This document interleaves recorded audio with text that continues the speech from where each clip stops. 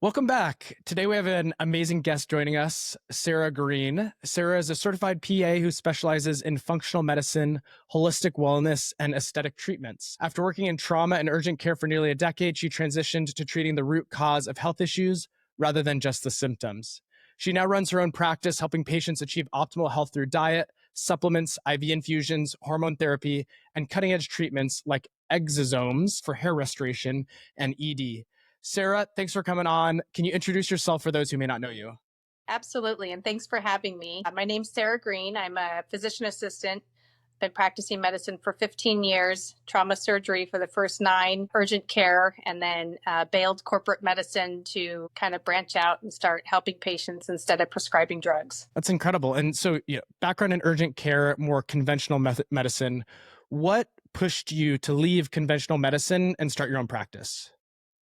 The COVID pandemic is really where my eyes were opened. I didn't see the corruption really. I questioned things, but just kept moving forward. And so once that came out and the vaccine and treatment was being hidden and suppressed, I could not partake in that. I had to go help the patients that were seeking help. And so I left. Yeah. And I was at business school when the vaccine rolled out, and we were forced to get vaccinated or we would get suspended. Did Uh-huh. you get vaccinated? How did you deal with that push from everyone? I did not. I quit before they had the pleasure of firing me, but that would have been the next step if I wanted to stay. So I had COVID pretty early 2021 and was treated with ivermectin. That was before the COVID vaccine mandates. They were out, but they weren't mandated yet for at least my clinic. And so I realized very quickly that I knew I couldn't use hydroxychloroquine because of the media, but I realized I could use ivermectin. And at that time, insurance companies were still paying for and pharmacies were filling it. So I knew there was a treatment that I could prescribe my patients that was safe. So when that whole vaccine push came, it was about 2 days before the date was set. And And gosh, yeah, ivermectin. I remember that was a pretty crazy time. CNN, they put a altered video of Joe Rogan when he was taking it, and they put a green filter. Did you ever see that? I did made him look very jaundiced and like it was causing liver failure. Yeah. Yeah, absolutely. And so when you started your own practice, what were the biggest challenges in shifting from conventional to functional medicine? I started diving down going, gosh, if this vaccine isn't working well and it's hurting people, I started questioning all vaccines. And then I really started questioning everything that I was taught in medicine and went to several different conferences, freedom doctor conferences, talking to a bunch of different providers who were kind of branching out and doing their own thing. I always worked at a facility, whether it was a hospital, urgent care, or doctor's office.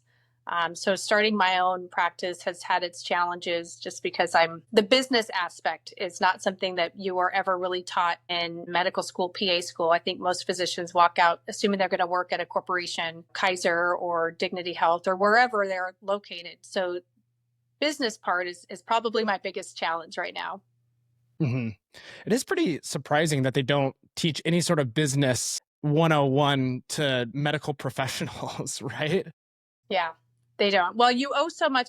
My thought is you go, you pay all this money to get an education, and it's not cheap to go out and start a practice and you don't have any patients. And so you're really just coming up with who knows how much money to really start it and be well known in the community. And so it takes a lot of money and time to get established that if you're walking out owing hundreds of thousands of dollars that you got to start paying back, most people will join a place and many will join a place that is underserved. So after 10 years of working there, their loans will be paid off. So you're almost kind of trained to just take whatever is going to pay you, regardless of the place that you're working at and the ethics behind that particular practice.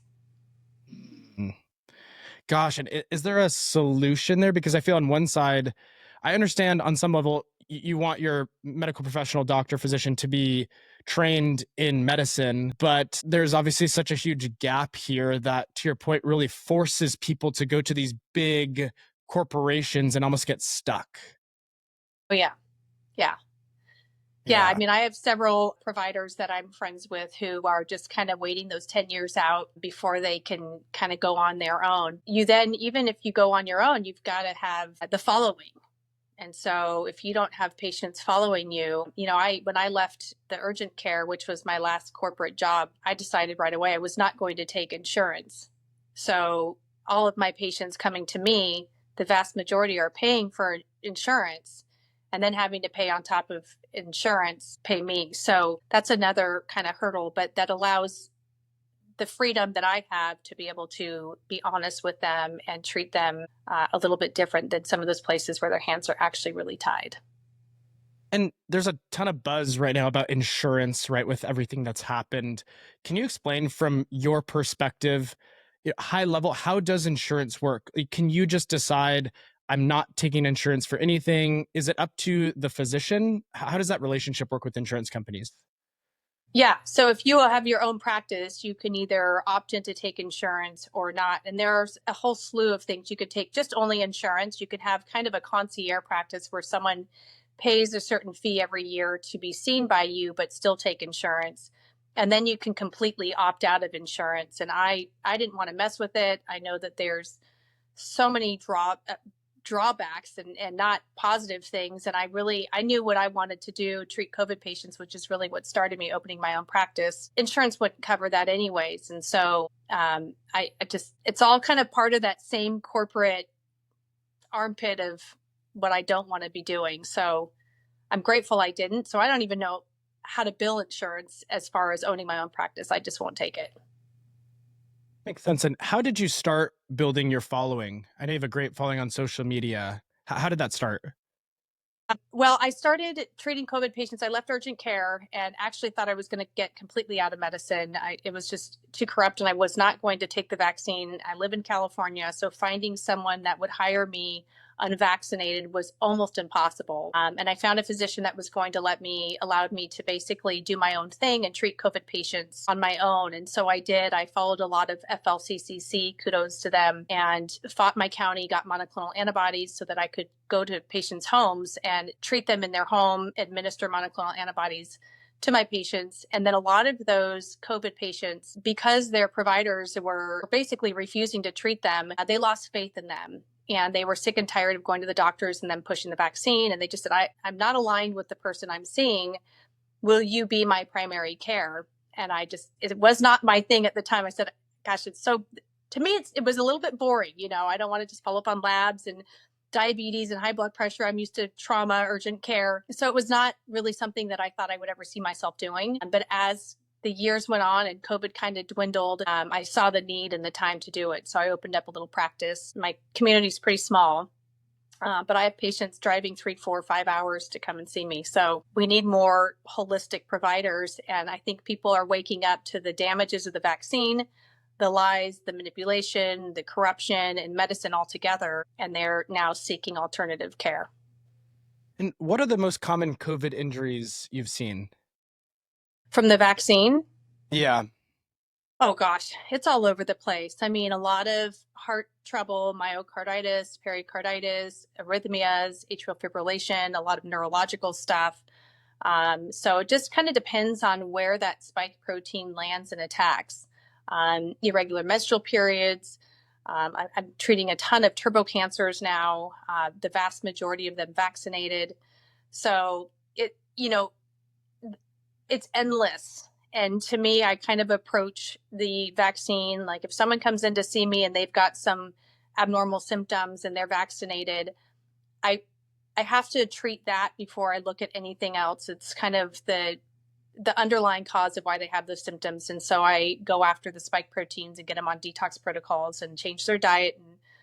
And the diet in a lot of these people is not very good. So just overall get them on a better path and try to use supplements and ivermectin to help get rid of that spike protein. One thing that you talk about a lot, which I really admire, is treating the root cause rather than the symptoms, right? In functional medicine. Why doesn't conventional medicine do this? It seems so obvious. There's no money in it. There's no money in it. And ultimately it all comes down to follow the money. So what we're trained in school is here's someone's cholesterol level. If it's 1 point above that, you put them on a statin. This is someone's blood pressure. If it's 1 point above them, you get them on a blood pressure medication. We are not taught nutrition. We are not taught, supplement use. We're not taught about exercise. we're taught that vaccines are safe and effective. So it's always just, here's the narrative and don't question it. And that's where big pharma makes their money. And so if someone comes in with high blood pressure and I start saying, well, let's try this, let's get on this supplement and this supplement, big pharma doesn't make anything out of that. So if you are a patient for life, then that's constant income to big pharma. That's Absolutely. why. That's the root reason of that. Yeah. So I drink alcohol socially most weekends. What should I do to combat the effects of alcohol on my liver and my system? Yeah. So I always tell everyone, like, alcohol is never good for you, but I get it. Yeah. So there's, what are you doing to the liver? So there's supplements that you can do to help kind of take care of the liver. There's dandelion root, milk thistle, NAC or glutathione. Make sure that you're drinking a lot of water, getting your electrolytes. And so you're just kind of rehydrating. Exactly. Yeah. So replenishing basically what you're putting in. So if someone's going to go out drinking, for every drink they have, stop and have a glass of water or some sort of electrolyte drink in between. So I can say that easier than someone's going to go do that if they're out having fun. But making sure that you take care of the liver on the days that you're not. And the liver is a wonderful organ that as long as you stop kind of hitting it, it will repair itself. So we've got that ability to do that. So try to take care of it on the days that you're not enjoying yourself. Absolutely. And sadly, as I've gotten older, it used to be, you drink in college and then you're kind of not so great the next morning, but now I can feel it, 2 days later. I'm 31 now, which is a bummer. But back to an earlier point, you touched on statins. I just turned 31 and my doctor put me on a statin and I ended up stopping after going through the research. Can you just talk about statins and why is there such a big industry push for physicians with cholesterol? If you have high cholesterol, you're going to die. Yeah. So there's, when before statins were even a thing, total cholesterol of 300 was normal. And then they came out with this statin drug where a lot of the studies actually didn't show any benefit with statins, but big pharma wanted to make their money. And so they started lowering what they wanted your total cholesterol to be. So all those lab orders where it's got your range, big pharma makes that range. And so if your total cholesterol is 201, you now qualify for a statin. Every single cell in the body needs cholesterol. And if your cholesterol is lower than 140, you are no longer making sex hormones. So lowering the total cholesterol in your body is going to have drastic effects on everything downline. And so cardiologists, and they don't know any better, but they're trained just with the heart. Cholesterol is like the culprit to everything, is what they're trained.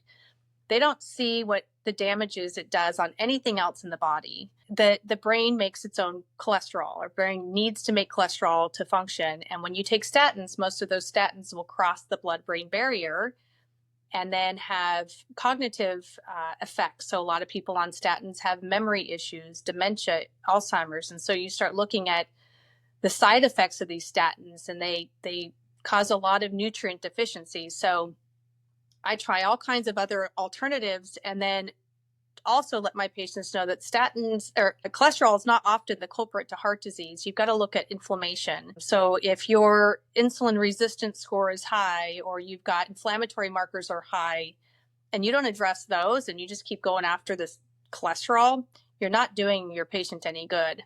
And a lot of people coming in with heart attacks and strokes often have normal cholesterol levels or they're on a statin already. So if cholesterol is the culprit to all these things, then why are we seeing so many heart attacks and strokes on patients with either normal cholesterol or on a statin? So it's inflammation, and there's so many things. Our food industry sucks. We've got vaccines, 5G, poor drinking water. I mean, you name it, we're getting hit all the time. So you got to address the inflammation. I'm okay with my patients with elevated cholesterol. I look at triglycerides and I look at HDL and then correct with supplements if needed. And I'm sure you've seen Zyn has exploded in popularity, right? The nicotine pouches. What are your thoughts on nicotine? I've heard some polarizing things where maybe it's neuroprotective, maybe it's just the method of nicotine that's addictive. What do you typically tell patients? Yeah, well, if they're smoking cigarettes, I try to get them off because tobacco has a ton of chemicals and toxins in it, and to even have any kind of smoke going to the lungs is going to be detrimental to the lungs. So I know there's a lot of talk about the nicotine patches and the nicotinic receptors and how that can help with COVID patients and how that can help with Parkinson's and cancer. And, we've got nicotine in certain foods. We think of nicotine and tobacco as the same thing, and they're not. So if my patient has any kind of long COVID or Parkinson's, or some of my patients even with cancers, they're doing a nicotine patch and, see if that helps. I had 2 or 3 different pretty positive experiences with the nicotine patch on COVID patients of mine who were having a lot of respiratory distress and had been on oxygen for months and months, and we really couldn't wean them off of it. And that's about when Brian Artis came out with this nicotine. And so I saw his stuff and I thought, well, it's not going to hurt. So I finally convinced these 3 patients to get on a nicotine patch. And all 3 of them were able to wean off their oxygen within a couple of days. So to me, that was like, okay, these guys have been on it. They were hit really hard with COVID, and they all 3 got off their oxygen after starting the patches. So I think that, I don't have all the research behind it, but, Dr. Artis does a lot of research and I like what he does. And so I don't think it's going to hurt. I would never tell my patient to start smoking. That is not what I want. Right. And we started LifeSpark, our company, to address the male fertility crisis. So sperm counts are down over 50%, testosterone's down 30%. Based on trends, the average man will be infertile in 15 years. Why do you think this is happening? Yeah. I mean, so I don't think there's any one answer to that. I think the vaccines play a role. I think microplastics play a role. I think the neuroendocrine disruptors and just about everything we put on our body, between lotion, soap, shampoo, conditioner, body wash, detergent, even dishwasher soap has neuroendocrine disruptors. So we're being bombarded with everything. But you're right. So I think it's a whole slew of things. But my 30-year-old male patients, when I get their labs done, their testosterone is what I would expect to see in a 70 or 80. Yeah, that's unbelievable. And you touched on microplastics. Obviously an endocrine disruptor. I've seen the graphs of microplastic production and then fertility health, and just with the very clear, like a supply and demand graph, right? Yeah. The inverse correlation. What are your thoughts on microplastics? I've also seen a study where on average, girls are hitting puberty earlier every single year, and they also think it's due to endocrine disruptors. How should we combat this? Yeah, you've got to clean everything up. So start with what you're eating. Stop getting food that is injected with a bunch of hormones. Stop drinking pasteurized milk. Drink raw milk. Stop putting on makeup products that are filled with a bunch of toxins. Stop washing your body with toxins. The biggest organ in the body is your skin, and it's porous. It's like a sponge. Everything you put on your skin, whether it's shampoo, conditioner, soap, lotion, body wash, whatever it is, you're absorbing that. So make sure that those things are not toxic. Clean up your toothpaste, get rid of fluoride, aluminum, all that stuff. Super important. And it's overwhelming. I mean, downloaded the Yucca app, I don't know, 4 or 5 years ago, which will scan barcodes on different products and give you a reading on what's in there. It's not perfect, but it is definitely beneficial. And I changed a bunch of stuff that I'm doing, not realizing that I was actually damaging my body with the products I was using. So you got to clean all that stuff up. On average, women are exposed to 168 different chemicals per day, just on personal care products, right? I imagine that doesn't also account for drinking out of water bottle. I also read if you drink a boba tea, that you get 1.5 times the amount of microplastics that you're supposed to consume in a year. Yeah. Just the from tea one bags. drink. Yep. And tea bags and things like that. So really what I'm hearing is it's reset, use glass, use natural ingredients, get the fluoride out of your toothpaste, drink with a water filter, and just get back to basics. Yeah. And do one thing at a time, because it really is overwhelming. And you kind of, if you look at it at the big picture, you don't even know where to start, So just one thing at a time, and get rid of your plastic cutting boards. I mean, that's huge. So if you just get a plastic cutting board and cut something on it, or don't cut anything and use your knife and just kind of mimic what you would do, you can scrape up tons of pieces of plastic, and that's going to go in your food. It causes a large amount of inflammation, clogs things up. And so we're getting hit all over the place. You've got to detox. Yeah. And since we're talking about cleaning your diet, I'd be remiss if I didn't ask about seed oils. Oh, yeah. What do you think about those? Oh, they're horrible for you. They're highly inflammatory. It's basically engine lubricant. So, and it's in everything. It's very hard to find anything without seed oil. So I teach my patients, the only oils that you should have in your house are avocado and olive oil. You could do ghee or butter. but you should not have vegetable oil, canola oil, palm oil, sunflower oil. All of that stuff is very inflammatory, but it's in just about everything. Yeah, it's ridiculous. You go to even Whole Foods, Trader Joe's, and I'm reading the labels now, and it'll be like pesto and it has canola oil in it. Yeah. And I'm just, Yeah. how is Even this possible? supplements. I mean, I have my patients come in with their bags of supplements because I want to read their supplements and see what they're on. And they'll even, as the inactive ingredients, be filled with seed oils in their vitamins. Mm-hmm, So, mm-hmm. Yeah, I'm reading right now from 1975 to 2005, canola oil increased 600 times. yeah, yeah. And now yearly rapeseed oil, which is canola oil, 33 million metric tons per year. Yeah. Well, and if you Oh my. looked at a graph, so 75, and look at a graph of the health of the American population from 75 until current, it's going to have the same line of chronic medical problems just skyrocketing. So I'm not saying that's the only thing that's happening, but that's definitely contributing to it.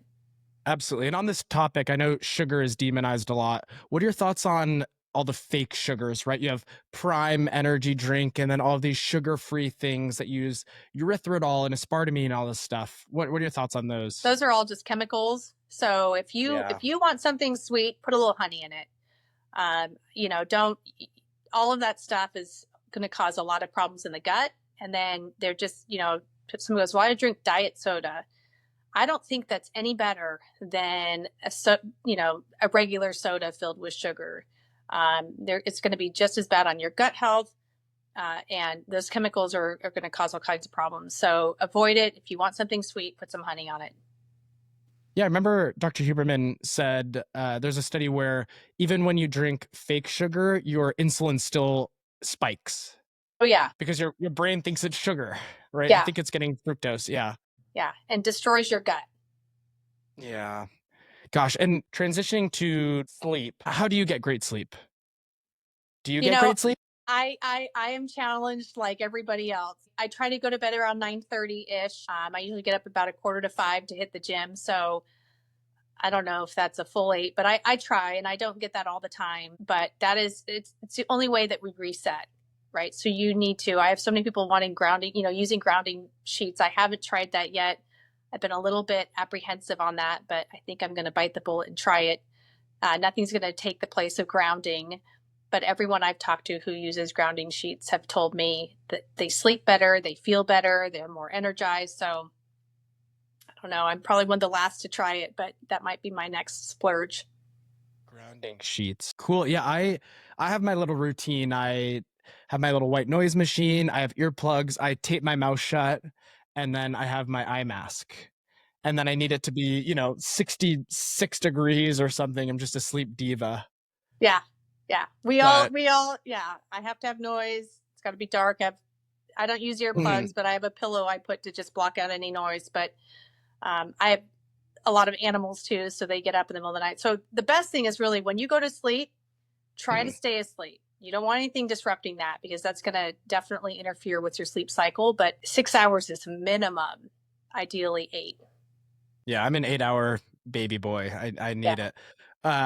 What about melatonin? I took it a lot as a kid.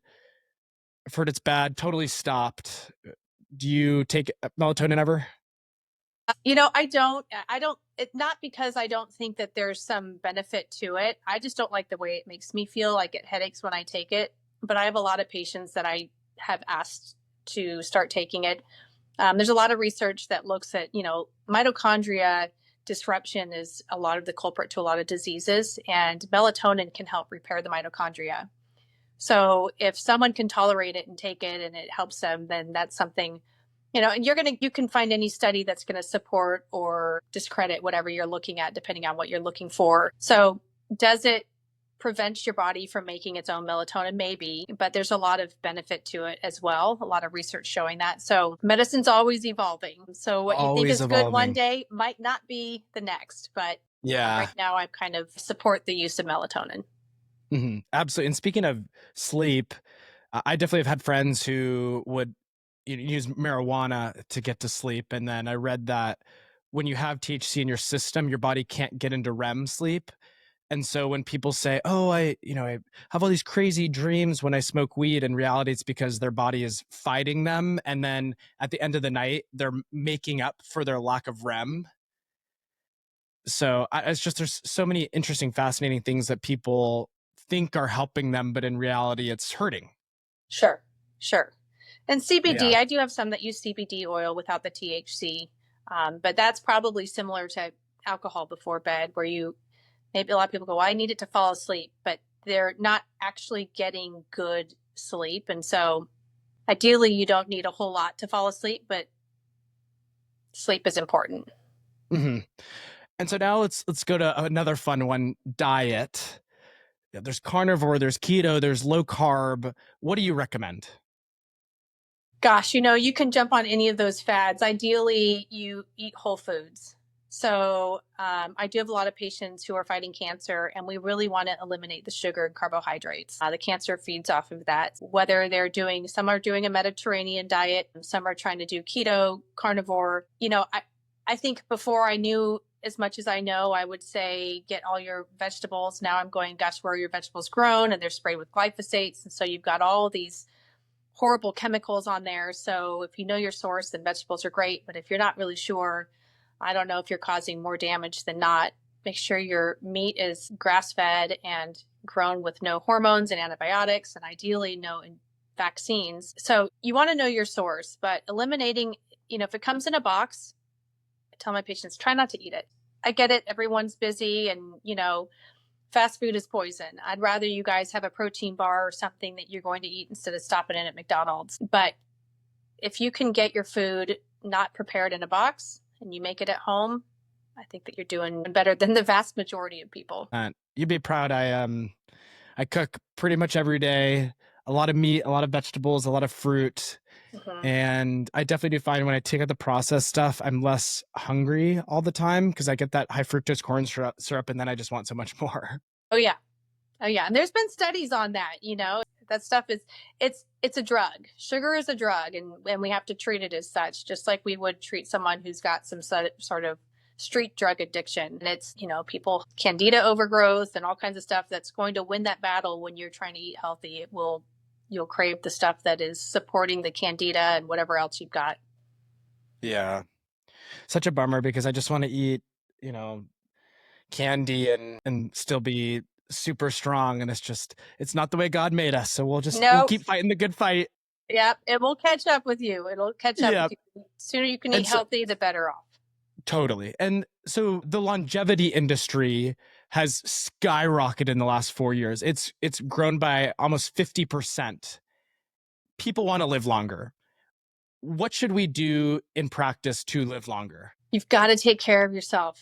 You got to watch what you eat. You have to exercise. The sun is not poison. It's great for you. Get sunshine, sleep, get clean products, whatever you're doing, whether it's what you're bathing in. I tell patients too, filtered water, that's huge, but make sure that the water that is coming into your house is filtered. So if you're showering and you don't have a filter on your shower and you're showering in hard water, your skin is hot, your pores are open, you're going to absorb all of that waste that's in the tap water as well. So make sure that you're doing as much as you can. I mean, don't get so overwhelmed that you're terrified of life, but wherever you can start making changes, start making those changes, and your body's going to thank you. It doesn't matter how much money you have. It doesn't matter what car you drive. It doesn't matter where you live. If you're sick, everything else is gone. So make sure that you can prevent it instead of trying to chase down what you've already done. Yeah. So are you saying I can't just take a supplement and have all my problems be solved? A supplement is beneficial, but no. And I tell my patients, like all my cancer patients, I'm like, I'm going to put you on a diet that's going to be low sugar. We're going to get you on a lot of supplements. We're going to do ivermectin, mebendazole, whatever it is that we need to do. But if you keep feeding yourself poison, it's not going to work. So I can do what I can do on my end, but the work comes with what you're going to do. I can give you all the tools, but you've got to make that decision every day when you're putting something in your mouth or you're going to go and do something that you know is not good for you. You got to make that choice. And we all fall short, right? That's why Jesus had to come. None of us are perfect, but pick yourself back up, dust yourself off, and try again the next meal. Eat something healthy. Do you recommend any supplements for your patients? Yeah, I do. And there's a few that I kind of recommend for everybody. And then I really like to get blood work on them. I'm not the best at taking supplements. And so if someone just randomly says you need to take all these things without testing my blood, I'm not going to do a very good job. So I try to see what my patients' blood tests look like before I give them a whole bunch of supplements. But omega-3s, everybody's low in. There's, a lot of people are low in iodine. There's one called Organ Synergy. So it's from Designs for Health. I like that one. So there's a few that I just kind of say everyone can really use these, but then I like to get blood work and see where they're deficient. Absolutely. And how is doing your job in California? Do laws change by state for what you do? Oh, How yeah. does that work? Oh, yeah. I think probably California is one of the most challenging states to practice medicine in if you're awake and you realize what's happening in medicine. So there's a lot of things that are not allowed in California that are allowed in a lot of other states, a lot of restrictions. So that has been a challenge. I do have a license in 4 states total. So California is one of 4. I'm about a week away from getting my indigenous license, which will allow me to practice medicine in all 50 states under kind of a different contract, tribal contract, which doesn't necessarily have to follow the government rules and regulations. It's a different entity. So that'll open up my doors to be able to do a lot of things that maybe California doesn't allow, but under an indigenous license you could do. Mm-hmm.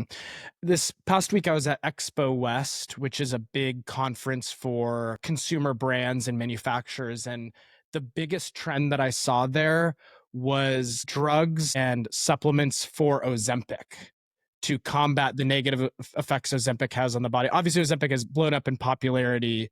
From your perspective, is Ozempic this amazing game changer, or is it just, like we talked about, targeting symptoms instead of fixing the root cause? It depends on what you're going for. So I do use it in my practice on a very small handful of patients. I try to teach proper nutrition, all of that stuff, but and I get some backlash on it. But if I have a patient who is morbidly obese and the likelihood of them dying from one of their medical disease processes and they're not going to lose weight on their own, then I think using that for a short period of time to kind of jumpstart their metabolism and get them feeling better is huge. And once someone starts losing weight, the pain of being overweight goes down, and then they're going to want to start working out. They're going to want to start getting better. So I see it as kind of a stepping stone for my patients. If they can do it on their own, fabulous. And we try that. But for someone to use it as a crutch, I know people who, I take Ozempic, I can eat whatever I want. And that's like a diabetic eating whatever they want and say, well, I just add more insulin.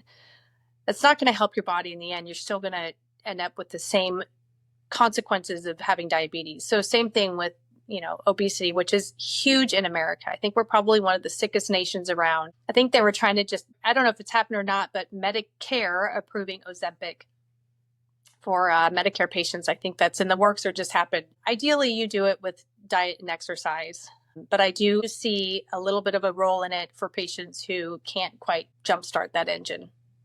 Mm-hmm. Yeah, the obesity rate in the US is almost 50%.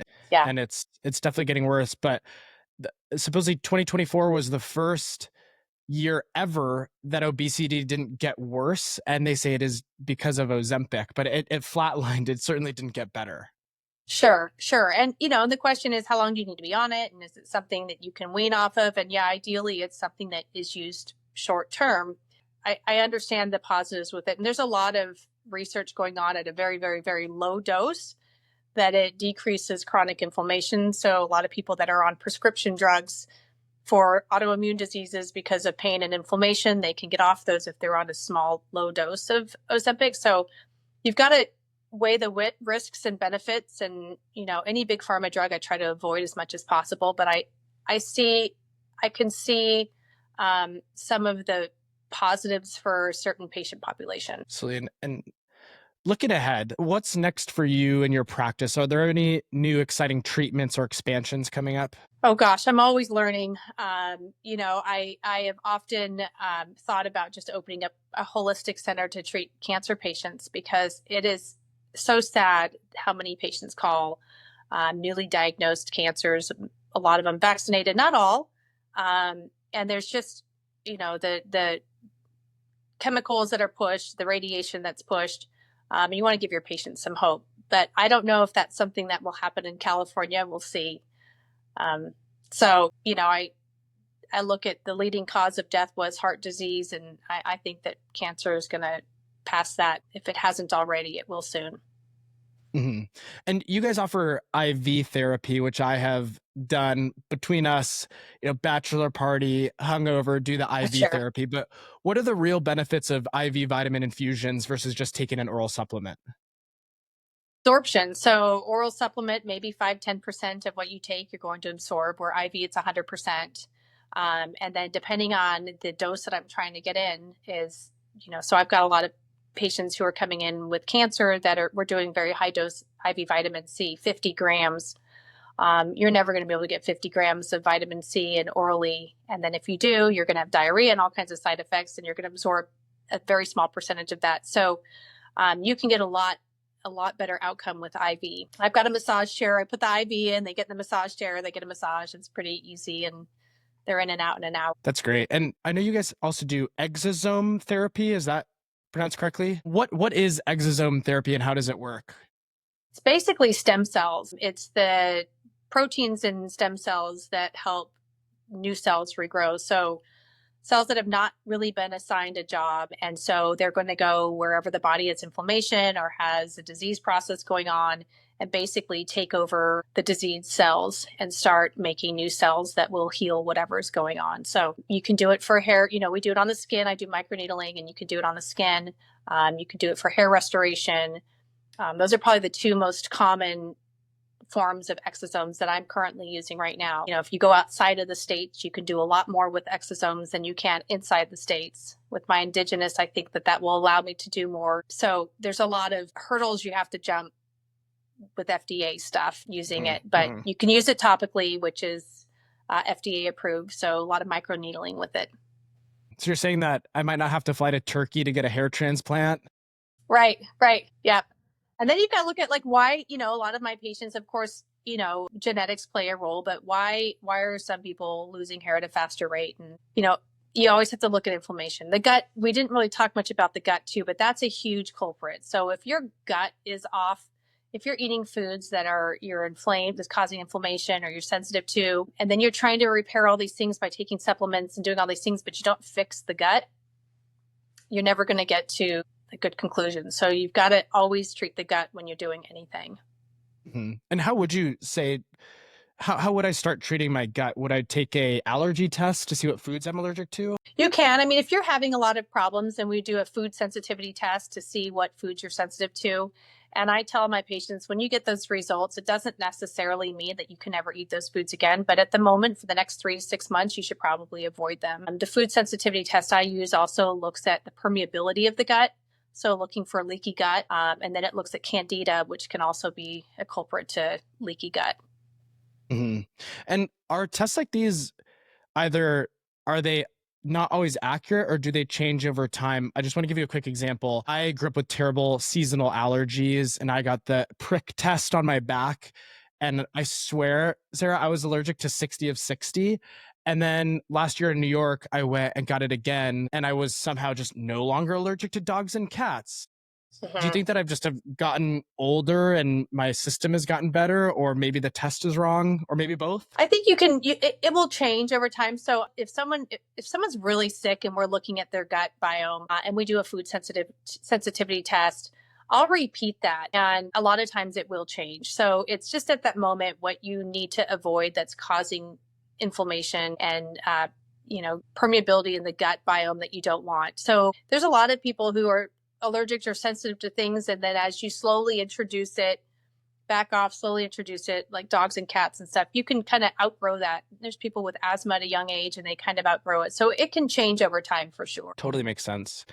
And then last question, and then we'll go into the speed round. Where do you see the future of functional medicine heading in the next 5 to 10 years? And do you think it will become more mainstream? Yeah. So the future, as people start waking up and realizing really what happened, and I think there's going to be a few that just won't wake up. But for the vast majority that start waking up and seeing the corruption in medicine, just like there's corruption in the public school system and corruption in government, medicine's been hit as well. And so people are going to start looking for alternatives. And I think as more stuff comes out in the media and different platforms that people can do their own research that aren't quite as censored, they're going to seek alternative care. You can have I have patients that come in and they're on 10 different prescription drugs. I'm like, how do you feel? They said, I feel like crap.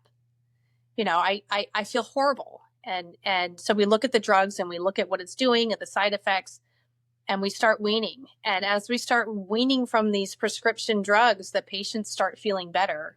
So, and then whatever drug you get put on, there's another 2 or 3 that have to combat the side effects of that particular drug that they're on. So I think that as people start waking up and realizing what's going on, there's going to be a huge push to seek out alternative treatments. I see it at my practice right now. I've outgrown where I'm at. I've been at my spot for 3 years, looking to move locations, trying to keep up with what I've got, looking for other providers who want to join. I mean, and people are paying out of pocket, but they know that if they rely on the healthcare system, their insurance, they're never going to get better. And so they understand they need insurance for emergency purposes, but your insurance is going to dictate who you get to see. Who you get to see is going to be controlled by what they're allowed to do. And so even if they say, yeah, I'd really like to prescribe ivermectin for this illness, they cannot. And so people need to go and seeking it themselves. I see that already happening. Yeah. Makes sense. Moving on, we're going to now go to the speed round where I will ask you a question and you will do your best to give a one-word answer. Great. What's the biggest health mistake people make every day? Their diet. If you had to eat one food with the goal to live as long as possible, what would the food be? Beef. What's one wellness practice you swear by? Exercise. If you could change one thing in the healthcare system, what would you start with? Vaccines. What's the most underrated health habit? Gosh, probably sedentary lifestyle. What's a supplement or a treatment that you think will be huge in the next 5 years? NAD. Coffee every day, good or bad? I have to say good. If you had to give up either caffeine or alcohol forever, not as a doctor, but just as a human, which one would it be? Alcohol. If you could spend a day picking the brain of any health expert, who would it be? Dr. McCullough. What's the weirdest health trend that actually works? Tough one. Do you do cold plunges or Wim Hof or anything like that? Yeah, cold plunges are great. Mm-hmm. Sure. Yeah, I like my steps. I get my steps after I eat, and I just walk around. Good arm action. People think I'm crazy, but I get my 10,000 steps. You need to. Yeah. And what's one thing you wish people understood more about their own health? The chemicals and products. Fun one. Craziest message or DM you've gotten? Oh, gosh. I wouldn't even know where to start. Yeah, I can't imagine.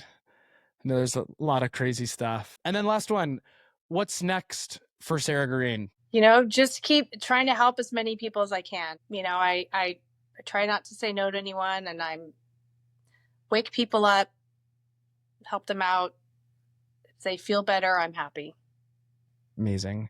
Sarah, this has been an amazing conversation. Where can people find you if they want to learn more? They can follow me on Instagram at Holistic Sarah PA. I have a website, holisticsarahpa.com, and then my office number, 805-619-7515. And the next week, I'll be able to practice in all 50 states. Incredible. Good and bad. Congratulations. Thank you. Yeah. No rest for the wicked. Gosh. Yeah. Yeah. Oh my gosh. I love it. Well, thank you so much for coming on. Thanks for having really me. Appreciate it. We'll put all your info in the show notes. And yeah, thanks again. Thank you. Great. Bye-bye. Bye-bye.